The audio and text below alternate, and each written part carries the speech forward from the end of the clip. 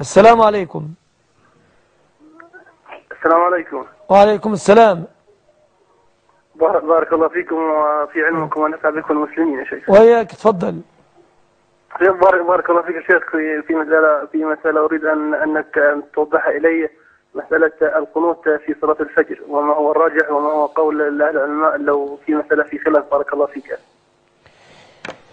الحمد لله والصلاة والسلام على رسول الله، وبعد. أما عن القنوت في صلاة الفجر فهو من المسائل التي يسعى المسلمين الخلاف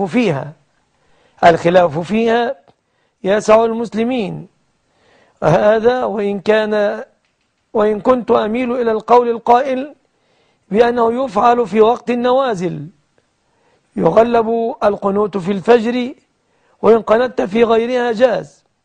أما بشيء من التفصيل فأقول مستعينا بالله إن العلماء لهم أقوال عدة في ذلك.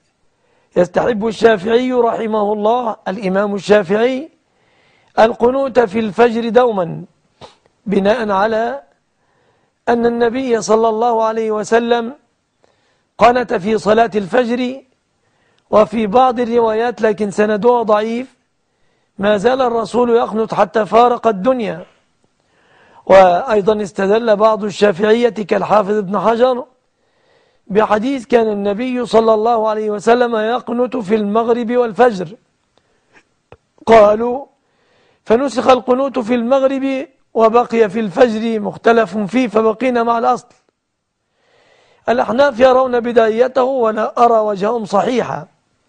يستدل بحديث سعد بن طارق سأل أباه: لقد صليت خلف رسول الله وأبي بكر وعمر وعثمان، هل كانوا يقنتون في الفجر؟ قال: أي بني محدث. فبنى الأحناف البدعية على ذلك، وهذا لا يسلم لهم، لأن أباه كان وافدا لم يكن مقيما بالمدينة، وعندنا المثبت مقدم على النافي، وأنس أثبت أن الرسول قنت شهرا. الحنابلة يخصون ذلك بالنوازل، الظاهرية يقولون القنوت فعل حسن وتركه حسن، فالأمر في ذلك واسع، والله أعلم.